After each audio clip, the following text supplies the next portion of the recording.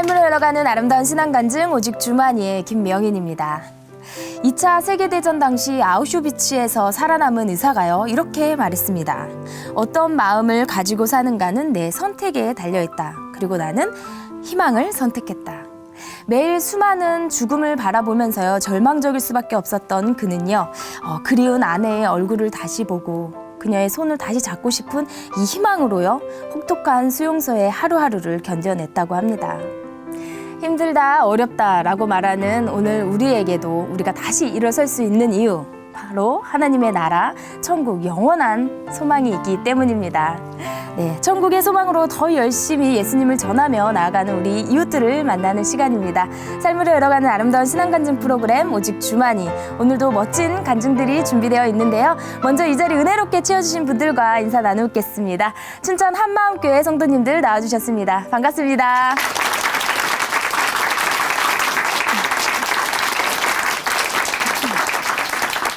네, 오늘 첫 번째 출연자를 만나보겠습니다. 사는 게 힘들어지는 이유 중에 가장 큰 이유는 바로 관계 때문인데요. 이번에 나올 분은 그 관계 때문에 참 힘들었다고 합니다. 남들보다 작고 약하다는 이유로요, 친구들에게 왕따를 당했고요. 또 믿고 있던 친구는요, 뒤에서 험담을 하고 있었다고 합니다. 이렇게 믿을 수 없는 이렇게 상황이 오니까요, 예민해지고 폭력적으로 성격이 변하게 되었는데요. 두통과 우울, 자살 충동까지 이 최악의 순간을 보내던 이분이요, 지금은 그렇게 자신을 힘들게 했던 친구를 위해 기도하게 되었다고 하는데요. 이분에게 어떤 일이 있었던 건지 그 이야기 함께 들어볼게요. 춘천 한마음교회 강효진 자매님, 큰 박수로 모십니다.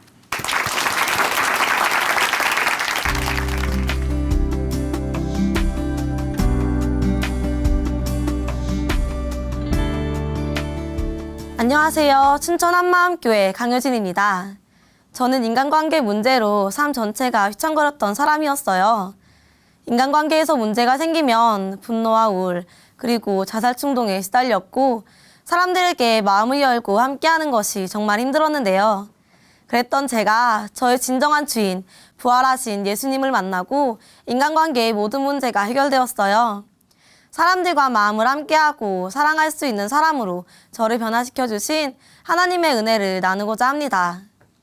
저는 쌍둥이로 태어나서인지 또래보다 덩치가 작았는데요.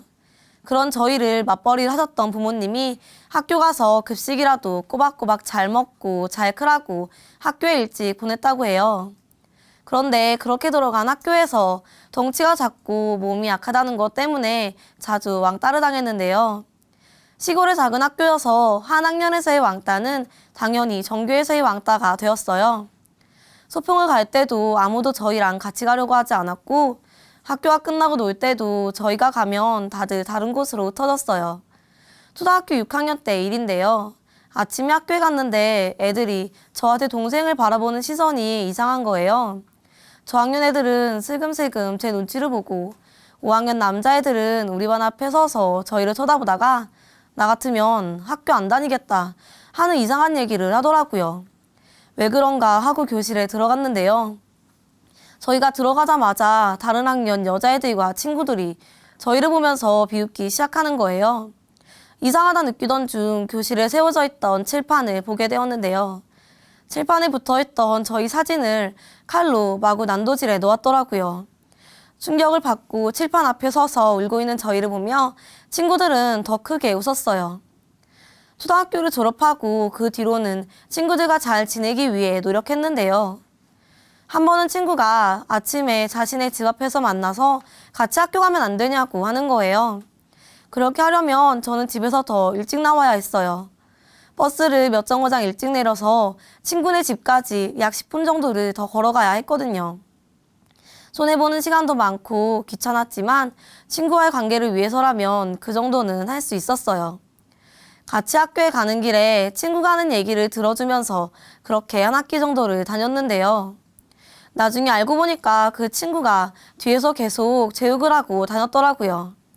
게다가 저도 모르는 사이에 그 애가 한 얘기가 제가 한 얘기가 되어 있었어요. 그것 때문에 저는 자연스럽게 왕따가 됐어요. 고등학교 3학년 때는 인간관계 문제에 정점을 찍었는데요. 한 친구의 주도하에 왕따를 당하게 된 거예요.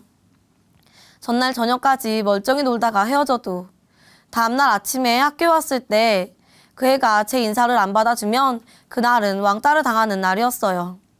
그런 날에는 투명인간 취급을 당했고 만약 제가 그 친구의 눈에 띄면 아 짜증나 꼴 보기 싫은 애 봤어 하는 말을 면전에서 듣는 건 기본이었어요. 그러다 보니 학교에 가는 것 자체가 저한테는 스트레스였죠. 아침마다 오늘은 괜찮을까? 하며 하루를 걱정해야만 했거든요. 그렇다고 제가 친구가 없었던 것도 아니었어요. 그런데 가장 마음을 많이 주고 좋아했던 친구들 사이에서 따돌림을 당하니까 너무 힘들더라고요. 아무리 사람들을 믿고 마음을 줘도 돌아오는 건 따돌림이나 저에 대한 험담뿐이었어요. 그리고 자신의 기분에 따라 시도 때도 없이 바뀌는 아이들의 태도도 저는 이해가 되지 않았어요. 얘기하는 거 다 들어주고 해달라는 대로 다 해주고 뭐든지 맞춰줬는데 뭐가 문제인지 도무지 모르겠더라고요. 도대체 나한테 왜 그럴까 하는 고민을 하다가 자연스럽게 내려진 결론이 아무도 나를 좋아해주는 사람이 없다는 거였어요. 그때부터 언제 또다시 왕따가 될지 모른다는 생각에 두려움에 떨었는데요. 애들이 저를 두고 어딜 가면 또 나를 따돌리는 건 아닐까 생각하게 되고 제 앞에서 귓속말을 하면 내 욕을 하는 건 아닐까 생각했어요. 어느 순간부터는 친구들뿐만 아니라 다른 사람들도 믿을 수 없게 되더라고요. 지나가는 모든 사람들이 저를 안 좋게 바라보고 저를 향해 비난하는 것처럼 느껴졌어요. 그러다 보니 사람이 많은 곳에 가기만 하면 숨이 막히고 미칠 것 같은 거예요. 그때부터는 사람들이 많은 곳은 피하기 시작했는데요. 목욕탕도 안 가고 사람이 많은 시내나 대형마트에도 가지 않았어요. 제 성격도 점점 바뀌기 시작했는데요. 조용하고 순했던 제가 친구들의 작은 행동 하나하나에 예민해지면서 다혈질로 바뀌었고요. 그러면서 짜증도 많이 내고 웃다가도 갑자기 우울해하는 등 감정의 기복도 심해졌어요. 그러니까 집에서는 동생들에게 짜증을 내고 물건을 던지며 욕을 퍼붓기도 하고 부모님께도 신경질적으로 대했어요. 학교에서도 누가 저를 건드리면 화가 폭발하기도 했고요. 스트레스를 받으면서 몸이 약해지니 학교도 제대로 다닐 수 없었어요. 두통과 잦은 장염으로 조퇴를 수시로 했거든요. 스트레스성 장염으로 몇 달씩 고생하기도 했고요. 두통이 너무 심해서 두통약을 주머니에 넣어 갖고 다니면서 하루에 10알 이상 먹을 정도였어요. 그리고 우울함이 밀려오는 날에는 수시로 자살에 대한 생각을 했는데요. 그러던 중 왕따를 당한 한 학생이 자살을 했고 가해 학생들의 신상이 인터넷에 떠도는 것을 봤어요. 그런데 사람들이 그 가해 학생들에게 온갖 욕을 하는 거예요. 순간 내가 저렇게 죽으면 어떻게 될까 하는 생각이 들었어요. 그때부터 저도 자살에 대해 계획하기 시작했는데요. 제 자살의 목적은 힘든 삶을 도피하고 싶은 마음도 있었지만 그보다 더 컸던 마음은 저를 힘들게 한 친구들이 평생 고통 속에서 살다가 죽거나 아니면 나를 따라 죽었으면 좋겠다는 거였어요. 그래서 친구들이 보는 앞에서 너희 때문에 죽는 것이라고 말하고 교실 창문에서 뛰어내릴 계획을 세웠어요. 계획을 세우고 난 뒤에는 항상 자살 생각만 했어요. 그런데 막상 내 손으로 목숨을 끊으려니 쉽지는 않더라고요. 저는 중학교 2학년 때부터 엄마를 따라 교회를 다녔는데요. 교회는 다녔지만 하나님도 천국도 지옥도 보이지 않아서 믿을 수 없었어요. 교회에서는 늘 예수님이 부활하셨다. 예수님이 우리의 주인이시다. 이 얘기를 자주 했어요. 그런데 저는 그 말씀들이 이해가 되지 않았어요. 예수님의 부활은 성경에만 나오는 사건이라고 생각하고 있었거든요. 죽은 사람이 살아났다는 것은 말이 되지 않잖아요. 성경은 예수님을 믿으라고 만든 책이니까 예수님이 부활했다고 쓰여 있을 수 있지만 저는 성경 자체도 믿을 수 없었어요. 예수님이 주인이시라는 말씀도 수없이 많이 들었지만 그게 무슨 말인지 몰랐어요. 그냥 예수님이 저의 주인이라고 하시니까 아, 그렇구나. 예수님이 내 주인이시구나 하고 별 생각 없이 넘어갔어요. 예수님을 주인으로 믿는다는 것이 너무 추상적이었거든요. 그러던 중 고등학교 3학년 때 엄마가 청소년 여름 수련회에 참석해보는 게 어떻겠냐고 권유하셨어요. 평소 같았으면 사람이 많아서 싫다고, 안 가겠다고 온갖 짜증을 다 냈을 텐데요. 인간관계 문제로 지쳐있던 저는 살고 싶은 마음에 흔쾌히 알겠다고 했고 수련회에 참석했어요. 그런데 그렇게 간 수련회에서 처음에는 아무 말씀도 들리지 않았어요. 살고 싶어서 왔는데 말씀이 들리지 않으니 미치겠더라고요. 저도 말씀을 듣게 해달라고 하나님을 만나고 싶다고 기도했는데 하나님께서는 딱딱하게 굳어진 제 마음을 보게 해주셨어요. 그렇게 굳어진 제 마음의 상태가 보이니 하나님께 더 간절히 매달렸어요. 제발 저 좀 살려달라고, 말씀을 듣게 해달라고요. 그리고 하나님은 그런 저의 간절한 기도를 들어주셨어요. 마지막 말씀 교제 시간이었는데요. 그때 제 귀에 딱 한마디의 말이 들렸어요. 예수님이 실제 역사적 인물이고 예수님의 부활이 역사책에 기록된 사건이라는 거예요. 충격이었어요. 이게 실제라니, 역사책에 기록된 실제 사건이라니, 제가 부정하려고 해도 부정할 수 없을 정도로 정확하게 기록되어 있더라고요. 부활이 알아지는 순간 하나님께서는 저를 부활하신 예수님 앞에 세워주셨어요. 부활하신 예수님은 지금도 살아계신 전능하신 하나님이셨어요. 그때 한 말씀이 머릿속에 떠올랐는데요. 예수님이 죽고 부활하신 이유가 우리의 주인 되기 위해서라는 말씀이었어요. 전능하신 하나님이 나의 주인 되기 위해 이 땅에 사람으로 오셨다 가신 거였어요. 그리고 모든 사람이 믿을 수 있는 증거 부활을 절대 흔들리지 않는 역사적 사건으로 못 박아놓고 가셨던 거예요. 하나님께서 저에게 효진아, 지금도 이 부활이 흔들리니? 하고 물어보셨어요. 저는 아니요, 예수님의 부활은 역사적 사건이에요. 절대 흔들리지 않아요. 하고 대답했는데요. 그 순간 부활하신 예수님 앞에서 제 마음 중심이 보였어요. 저는 머리로는 예수님이 나의 주인이신 것을 알고 있었어요. 그런데 제 마음에는 예수님이 없었어요. 딱딱하게 굳어진 제 마음에는 예수님이 들어오실 곳조차도 없었어요. 제가 인간관계의 문제에서 벗어날 수 없었던 이유는 딱 하나, 예수님을 믿지 않았기 때문이었어요. 제 마음에 예수님이 들어오실 수 없었던 이유가 선명하게 보였어요. 인간관계라는 우상이 제 마음을 차지하고 있었기 때문이었어요. 저는 인간관계 때문에 상처받으면서도 이건 내 거라고 말하며 끌어안고 놓지 않으려고 했어요. 그러니까 인간관계에서 문제가 생기면 분내고 우울해하고 자살까지 하려고 했던 거였어요. 그런 저를 향해 주님께서 효진아, 인간관계의 주인이 나잖니 하시는데요. 진짜 주인이 계신데 그 주인 앞에서 인간관계를 내 것처럼 붙들고 내가 해보려고 애쓰고 있던 제 모습이 보였어요. 예수님께서는 끊임없이 저에게 내가 너의 주인이라고, 내가 모든 것을 다 이루었다고, 나를 믿으라고 외치고 계셨는데 그런 분을 제가 끝까지 믿지 않고 있었던 거예요.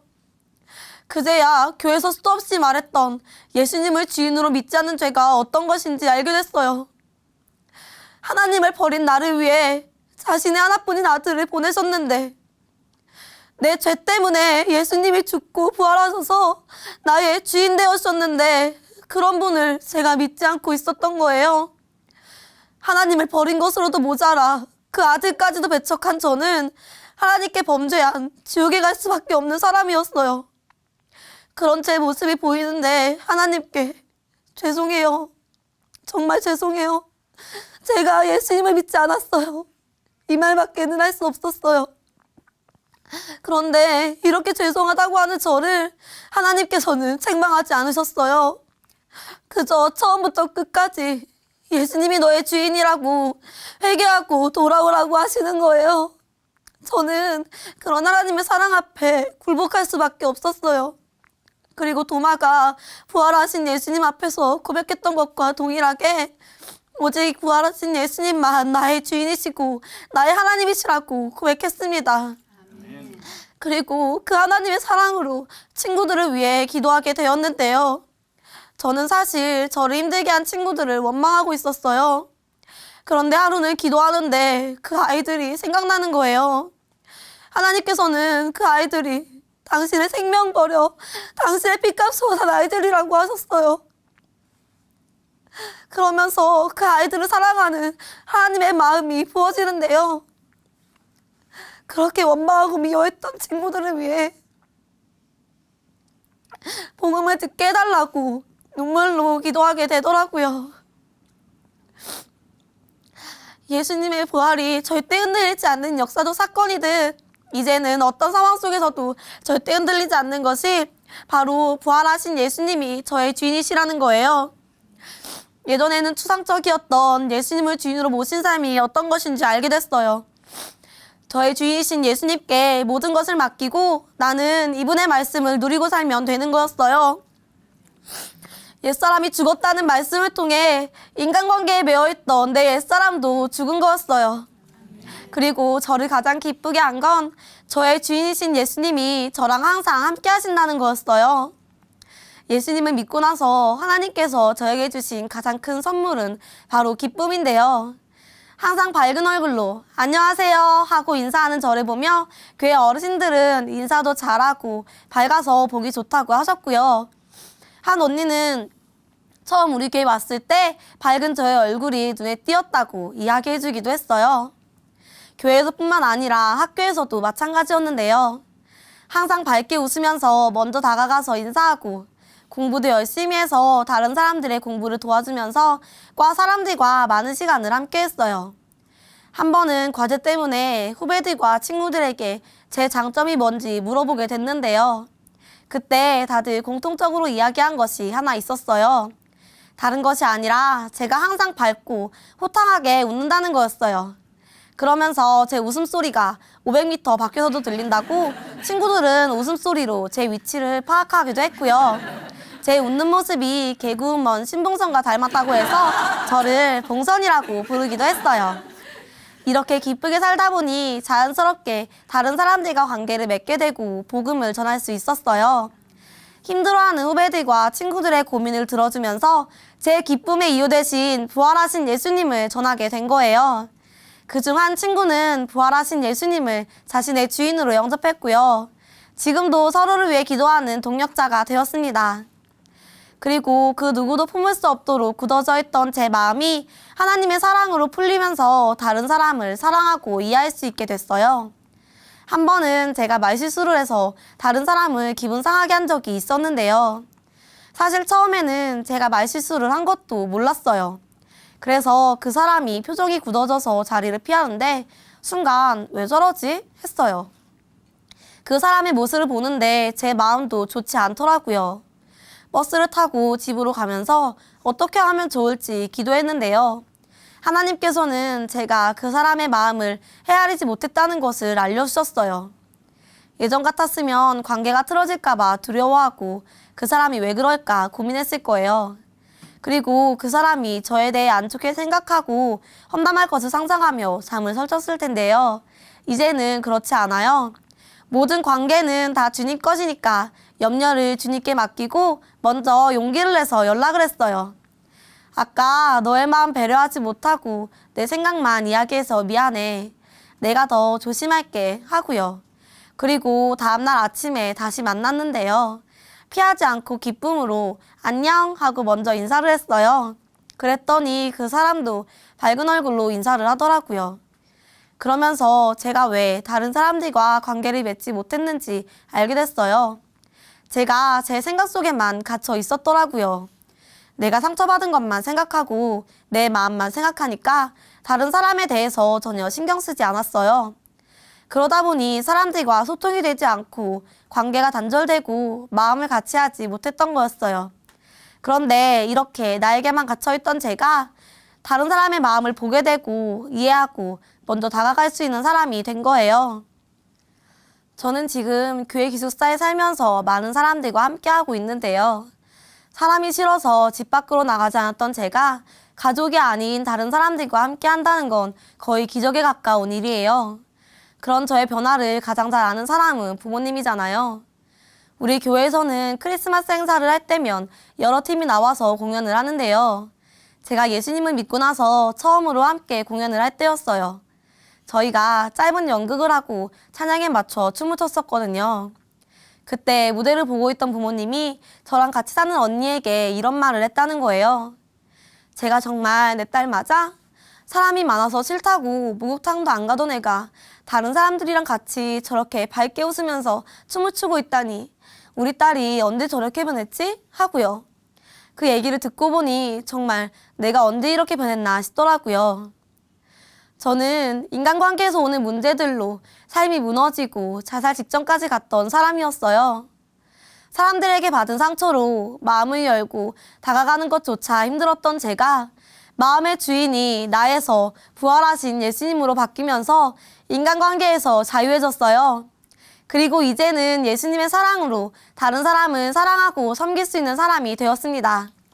저를 이렇게 변화시켜 주신 분은 오직 부활하신 예수님 뿐이에요. 이제는 이렇게 고백합니다. 주님 한 분만으로 충분합니다. 감사합니다.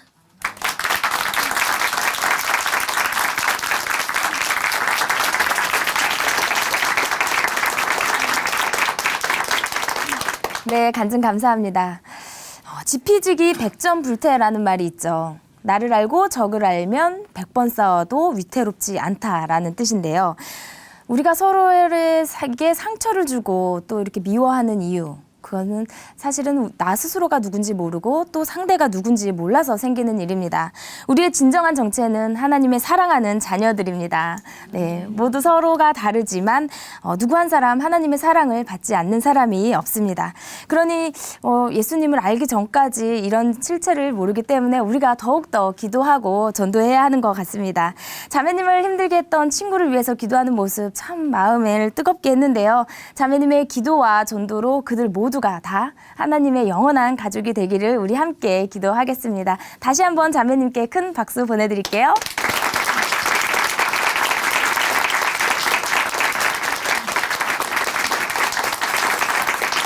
아름다운 믿음의 고백으로 하나님의 은혜를 나누는 오직 주만이 두 번째 출연자 만나보겠습니다. 그 누구의 말을 듣지 않는 사람, 우리는 고집쟁이라고 하죠. 이번에 나올 분은요, 그 중에서도 최상위급인 똥고집쟁이였습니다. 누구의 말도요, 누구의 의견에도 굴하지 않고요, 자신만의 의견을 고집하던 이분, 세상 모두를 왕따시켰다고 하는데요. 그렇게 힘든 삶에서 삭개오처럼 예수님을 보려고 교회를 찾았다고 합니다. 이분 어떻게 되었는지 함께 만나보겠습니다. 춘천 한마음교회 김정원 자매님 큰 박수로 모십니다.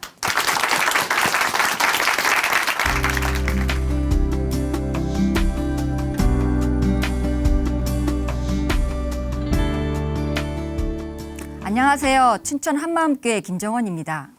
저는 살면서 가장 힘들었던 것이 인간관계였어요.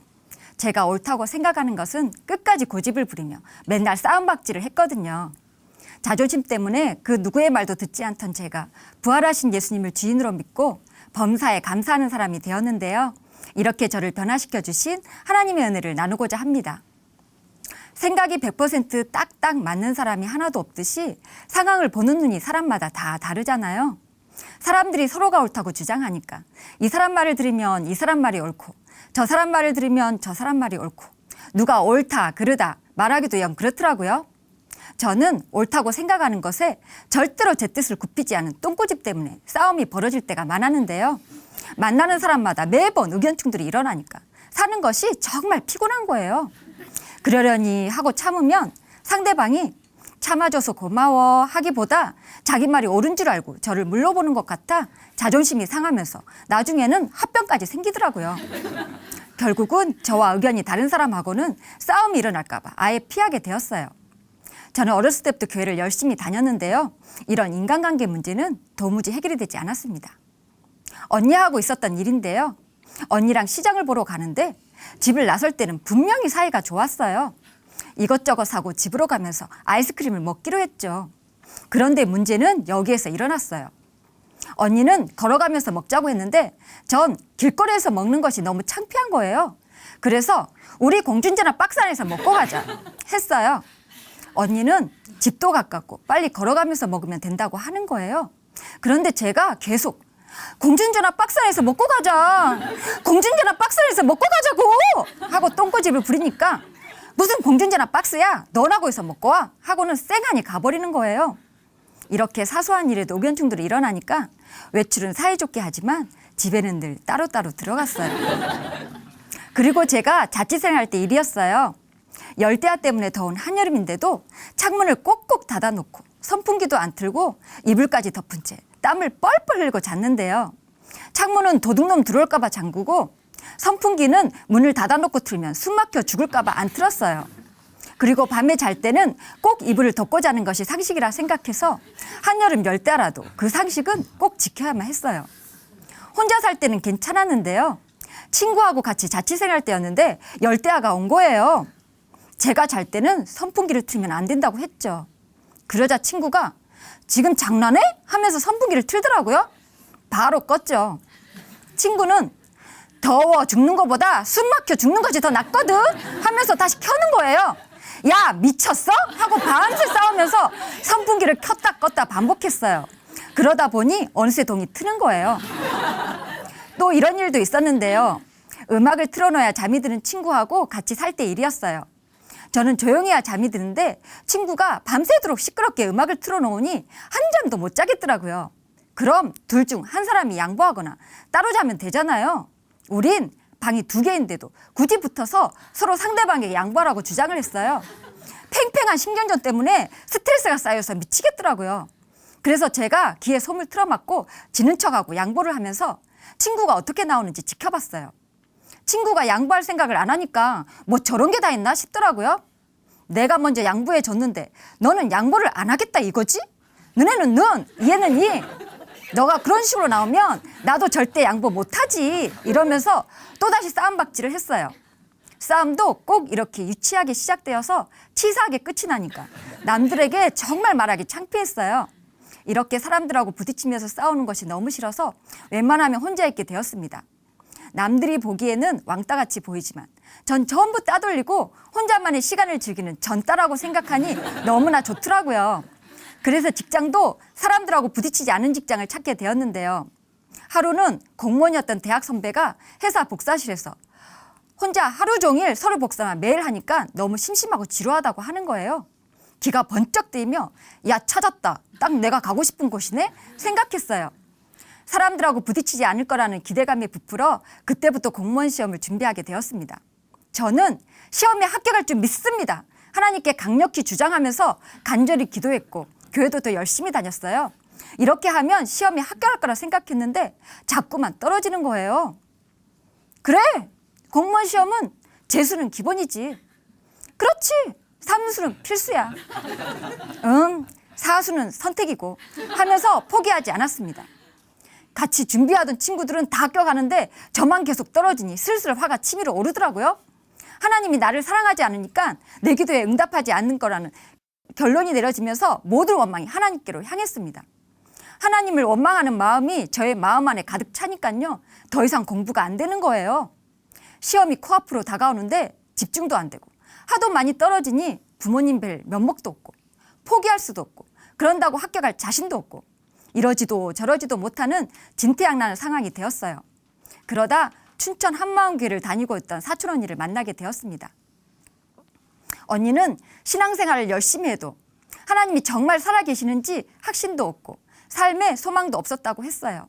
그래서 자살 직전까지 갔는데 부활하신 예수님을 인격적으로 만나고 너무 기쁘게 살고 있다고 하는 거예요. 예수님을 인격적으로 만나면 너도 잘 될 거라고 춘천을 같이 가자고 했어요. 물에 빠진 사람 지푸라기라도 잡는 심정으로 가게 되었습니다. 그곳에서 한 자매님과 교제를 하게 되었는데요. 그 언니는 저에게 정원자매가 믿는 하나님은 어떤 하나님이냐고 질문하셨어요. 제가 믿는 하나님이요? 내가 힘들 때 도와주지도 않고 나를 버린 하나님이요. 하는데 갑자기 열이 확 받치는 거예요. 그래서 흥분한 나머지 내가 조금이라도 잘못하면 진노하시는 진노의 하나님이시고 내가 죽을 만큼 고통이 심해질 때 살짝 숨을 쉬게 하고 또다시 고통 속으로 밀어넣는 두려운 하나님이시고, 그럼에도 불구하고 항상 감사하라고 협박하는 하나님이시고, 내 인생에 별로 도움은 안 되면서 헌금해라, 봉사해라 요구가 많은 하나님이요. 이렇게 말해버렸어요. 기가 막히듯 어이없이 지켜보던 언니는 정원자매가 믿는 하나님과 내가 믿는 하나님이 왜 이렇게 다르지? 하시며 요한복음 4장에 사마리아 여인이 우물가에 간 장면을 보여주셨어요. 사마리아 여인은 자기 신세 한탄하면서 물길로 우물가에 갔는데 예수님이 거기 계시는 바람에 만나게 되었다는 거예요. 사마리아 여인 대신 정원자매가 그 자리에 있었다면 예수님은 과연 누구를 만나셨을까? 물으시는데 내가 거기 있었다면 나를 만나 주셨겠구나 싶더라고요. 뒤이어 요한복음에 38년 된 병자와 가늠한 여인을 보여주시며 이 사람들은 하나님을 간절히 찾던 사람들이 아니라 자기 문제에 빠져서 죽을 만큼 힘든 상황 속에 있었다고 했어요. 그런데 예수님께서 그들을 만나주시고 그들의 문제를 해결해 주셨다고요. 어떠한 상황 가운데서도 하나님은 우리를 간절히 만나길 원하시고 모든 문제를 해결해 주시길 원하신다고. 무슨 죄를 지었든 우리를 정죄하지 않으시고 십자가에서 대신 죽으실 만큼 우리를 너무나 사랑하신다고 하셨어요. 예수님의 사랑과 인격 앞에 제 마음이 조금씩 열리고 있었습니다. 언니는 다시 자매는 예수님을 누구라고 생각해? 물으셨어요. 저는 아무 생각 없이 하나님이요 대답을 했습니다. 예수님을 어떻게 하나님으로 믿게 되었는지 물으셨고 저는 교회에서 예수님을 하나님이라고 하니까 그렇게 믿는다고 했어요. 그러자 언니는 예수님을 어떻게 하나님으로 믿을 수 있는지 말씀해 주셨어요. 정원자매하고 나하고 오늘 처음 만났지? 우리가 서로 얼굴을 모른 채 지하철 앞에서 만난다면 어떻게 알아볼 수 있을까? 우리가 미리 서로 약속을 하는 거야. 내가 삐에로 옷을 입고 빨간 모자를 쓰고 한쪽은 빨간 장화를 신고 한쪽은 검은 고무신을 신고 지하철 앞에 나타난다고 미리 정원자매에게 알려준다면 지하철 앞에서 나를 찾을 수 있을까? 당연히 언니를 찾을 수 있죠. 대답했습니다. 언니는 하나님께서 선택하신 방법이 바로 그거라고 하셨어요. 눈에 보이지 않는 하나님이 눈에 보이는 사람으로 이 땅에 오셨는데 모든 사람들이 알아볼 수 있도록 미리 약속을 하셨다는 거예요. 그 약속이 바로 예언이고 구약성경이라고 하셨어요. 그리고 구약성경의 수백 가지 예언 중 하나님이신 것을 알아볼 수 있는 결정적인 예언이 있는데 그것이 바로 부활이라고 하셨습니다. 누구도 흉내낼 수 없는 오직 하나님만이 이루실 수 있는 예언, 그것을 이루는 사람이 나타난다면 그분이 바로 하나님이라고요. 구약의 예언과 성취, 그리고 부활을 직접 눈으로 목격한 500명이 넘는 목격자들, 조각조각 알았던 말씀들이 구슬 깨듯 한 큐에 쫙 깨어지면서 죽었다가 반드시 다시 살아나야 한다는 예언이 예수님을 통해서 그대로 성취되었음이 보였어요. 부활하신 예수님은 지금도 살아계신 창조주 하나님이셨고 저를 만드신 저의 주인이셨습니다. 아, 그렇구나. 미리 약속하신 예언을 통해서 제자들이 예수님이 바로 하나님이신 것을 알아봤구나. 그래서 도마가 다시 살아나신 예수님을 본 순간 나의 주, 나의 하나님이라고 고백했구나 알아지면서 저도 모르게 예수님이 진짜 하나님 맞네요 흥분하면서 말하는데 그 순간 요한복음 14장 말씀들이 번뜩 떠올랐습니다. 예수께서 가라사대 내가 곧 길이요 진리요 생명이니 나로 말미암지 않고는 아버지께로 올 자가 없느니라. 나를 본 자는 아버지를 보았거늘. 부활하신 예수님 앞에 서게 되니까 저의 실상과 제가 지은 죄가 선명히 보였습니다. 하나님은 예수님을 통해서 하나님을 볼 수 있다고 하셨는데 저는 예수님을 통하지 않고 하나님을 저 마음대로 생각했어요. 구약의 이스라엘 백성들이 출애굽시켜주신 창조의 하나님을 버리고 금송아지를 만들어 우상숭배했던 것처럼 저도 제가 원하는 하나님을 제 마음대로 만들어서 우상숭배를 하고 있었던 거예요. 어렸을 때부터 교회를 열심히 다니면서 하나님을 잘 믿고 있다고 생각했는데 저의 마음속에는 정작 하나님이 계시지 않았어요. 죽으면 지옥이었습니다. 이렇게 지옥 갈 수밖에 없는 저를 살리시기 위해 하나님께서 독생자 아들이신 예수님을 보내주셨는데, 자기가 하나님이 되고자 예수님까지 십자가에 처참하게 못 박아 죽여버린 이스라엘 백성들처럼 저도 동일했습니다. 예수님을 믿지 않고 내 인생의 주인이 되어 내 뜻대로 되지 않는다고 하나님께 분노하고 원망하고 협박을 했어요. 인간관계에 있어서도 내가 하나님이 되어 내가 옳다 하는 것으로 상대방을 판단 정지했더라고요. 2000년 전 예수님을 믿지 않고 십자가에 못 박으라고 외쳐대던 이스라엘 백성들이 바로 저였습니다. 예수님의 두 손과 두 발에 못을 박아대던 로마 병정들이 바로 저였습니다. 부활로 예수님이 누구신지 알아주니 십자가에서 누가 죽으셨는지가 선명하게 보이는 거예요. 하나님께서 나를 위해 죽으셨구나. 제가 하나님을 죽인 죄인이었습니다. 가슴이 벌벌 떨리면서 어떻게 해야 할지 모르겠는 거예요. 마음을 수습하고 집에 왔는데 예수님을 믿지 않아 처참하게 못 박는 장면이 자꾸만 생각나서 이불을 뒤집어 쓰고 입을 틀어막고 가슴을 치며 엉엉 울었습니다. 하나님 아버지, 잘못했습니다. 제가 하나님을 제 마음에서 버렸습니다. 제가 하나님이 되어 제 뜻대로 살면서 이 죄를 용서해 주시기에 오신 예수님까지 제 마음에 맞지 않는다고 배척했습니다. 하나님 아버지, 용서해 주세요. 제발 용서해 주세요. 다시는 제가 주인 되지 않겠습니다. 오직 예수님만이 저의 마음의 주인이 되어주세요. 그날 저는 회개하고 예수님을 저의 마음의 주인으로 영접하였습니다. 예배 시간에 목사님께서 회개하고 예수님을 주인으로 믿을 때 지옥 갈 수밖에 없는 우리 옛사람이 예수님과 함께 십자가에 못 박혀 죽은 것을 믿습니까? 예수님이 부활하실 때 우리도 함께 깨끗한 새 피조물로 거듭났습니다. 선포하셨어요. 그리고 마태복음 20장 말씀을 찾아주셨는데요. 예수님과 연합된 깨끗한 새 피조물이 된 저의 신분이 선명하게 보이는데 너무 감사했습니다. 인자가 온 것은 섬김을 받으려 함이 아니라 도리어 섬기려 하고 자기 목숨을 많은 사람의 대속물로 주려 함이니라. 이 말씀처럼 예수님과 연합된 새 피조물은 섬기는 자이고 원수를 위해 죽을 수 있는 존재라는 것이, 제가 이미 그런 존재가 되었다는 것이 정말 감사했습니다. 예수님을 생각하면 생각할수록 새 피조물로 제 신분을 회복시켜 주신 하나님의 크신 사랑에 감격이 되는 거예요. 전능자 하나님을 만났다는 기쁨이 얼마나 큰지, 우물가의 여인이 물동이를 버려두고 마을로 뛰어나갔듯이 저의 마음이 흥분되어서 가만히 있을 수가 없는 거예요.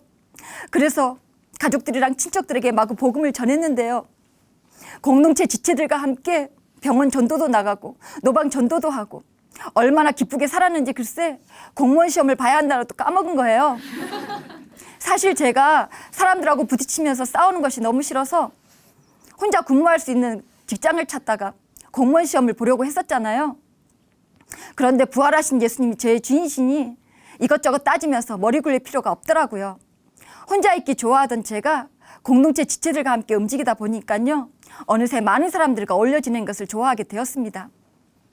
그렇게 교회 자매들과도 함께 살게 되었는데요. 돌아가면서 설거지도 하고 청소도 하고 하는데 언젠가는 제가 며칠 동안 연이어서 설거지를 하고 있는 거예요. 그런데 설거지하는 것이 진짜 신이 나더라고요. 그리고 하루는 제가 어떤 모임에 가게 되었어요. 첫 만남이라 서로 소개를 하라는 거예요. 그날따라 떨리지도 않아서 큰 소리로 아주 당당하게 저의 소개를 10분 정도 말하고 마음속으로 뿌듯해하며 자리에 앉았는데요. 제 앞에 앉으신 분이 머리를 양손으로 부여잡더니 골이 흔들린다며 두통약을 달라고 하면서 갑자기 밖으로 뛰어나가는 거예요. 전 왜 그러시나 했죠. 사회자분이 저에게 오셔서 정원 씨, 다음부터 말할 때 목소리 톤 좀 낮춰주세요. 목소리가 너무 커서 앞에 앉으신 분이 구토증을 일으켰어요 하더라고요. 너무 당황스러웠는데요. 예전 같았으면 화가 나서 앞에 앉으신 분에게 댁 목소리도 장난 아니거든요 하면서 또 싸움박질을 했을 텐데 이젠 예수님이 저의 주인이시잖아요. 바로 일어나서 죄송합니다. 다음부터 조심하겠습니다 하고 사과를 했어요. 그 순간 제가 말만 하면 머리가 아프다고 말했던 주변 사람들이 생각나면서 그분들에게 정말 많이 죄송했어요. 자존심이 상하지 않고 앞으로 조심해야겠다고 생각하게 되는 유익하고 감사한 시간이었습니다.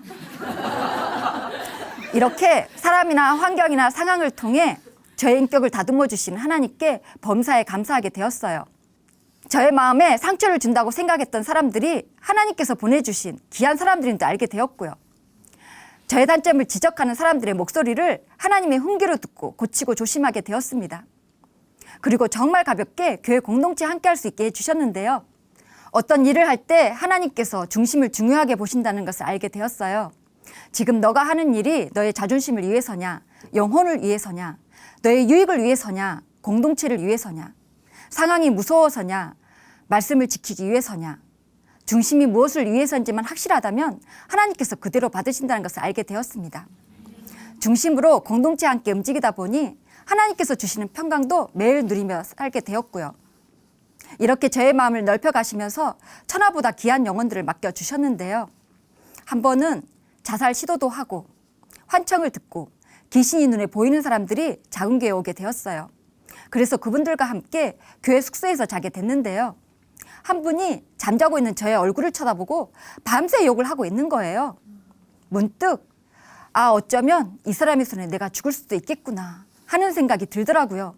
그런데 그때 예수님이 십자가에 처참하게 달려 돌아가시는 장면이 떠오르면서 예수님이 저를 위해 죽으셨는데 제가 형제를 위해 죽는 것이 마땅합니다 라는 고백이 저도 모르게 터져 나왔습니다. 그 순간 저의 마음에 기쁨과 평강이 넘쳐나면서 제가 죽는다 할지라도 두렵지가 않았어요.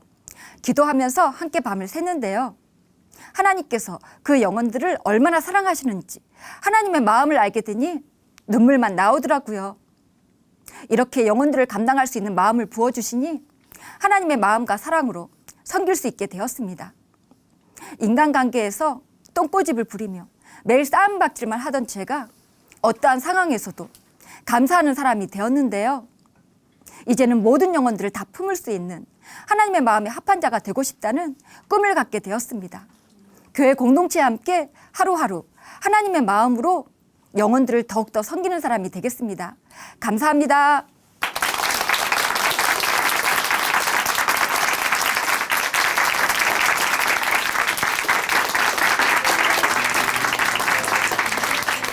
네, 간증 감사합니다. 부활의 예수님을 만나고 난 후 진노의 하나님은 사랑의 하나님으로, 또 세상을 왕따시키던 자매님은 영혼을 품고 기도하는 자매님으로 변하게 되었는데요.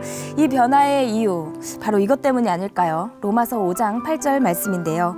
우리가 아직 죄인 되었을 때에 그리스도께서 우리를 위하여 죽으심으로 하나님께서 우리에 대한 자기의 사랑을 확증하셨느니라. 바로 하나님의 사랑인 때문인데요. 그 크고도 놀라운 전능자 하나님의 사랑, 그 사랑으로 우리가 살아가는 자매님과 우리 성도님들 되시기를 응원해 봅니다. 김정은 자매님 다시 한번 감사드립니다. 하나님으로 인해 변화한 삶의 고백이 있는 간증 프로그램 오직 주만이, 오늘은 여기까지입니다. 은혜 많이 받으셨나요? 네. 지금까지 함께해 주신 춘천 한마음교회 성도님들 그리고 시청자 여러분 감사드립니다. 오늘도요 찬양으로 이 시간 마무리하겠습니다. 찬양해 주실 분은요 그레이스 손 자매님이시고요. 함께 나눌 찬양은 우리 주님과 함께 하자입니다. 오늘도 오직 하나님의 사랑으로 승리하는 하루 보내세요. 감사합니다.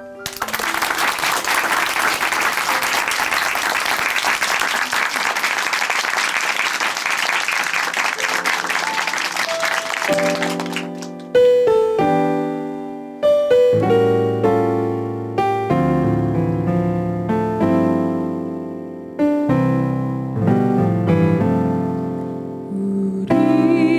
주님과 함께하자.